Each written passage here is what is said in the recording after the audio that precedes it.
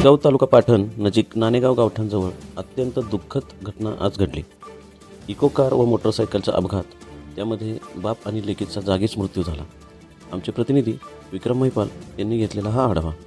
माझगाव तालुका पाटण नजीक नाणेगाव गावठाणजवळ चाफळ उमरज रस्त्यावरून eco car व मोटरसायकल यांची भीषण धडक होऊन अपघातात 2 जण मयत झाल्याची घटना आज दुपारी 3:30च्या दरम्यान माझगाव येथील शेती व्यवसाय तसेच पूरक व्यवसाय म्हणून पशुपालन व्यवसाय करणारे नितीन आत्माराम पाटील हे आपल्या जनावरांचा दुपारचा चारा पाणी आटपून आपल्या 2 मुलांना बरोबर घेऊन मोटरसायकलवर उमरजला काही कामानिमित्त जात असताना गावठाण नजीक उमरजकडून भरधाव वेगाने येणारे इको कारची समोरासमोर धडक होऊन त्यामध्ये नितीन आणि त्यांची छोटी मुलगी शिवन्या, उमरजकडून भरधाव वेगाने येणाऱ्या इको कारची समोरासमोर धडक होऊन त्यामध्ये नितीन यांची छोटी मुलगी शिवन्या नितीन पाटील वय 7 ही जागेवरच मयत झाली.